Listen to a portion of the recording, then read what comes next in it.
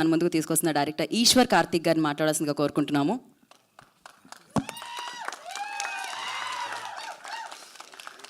Thanks for coming.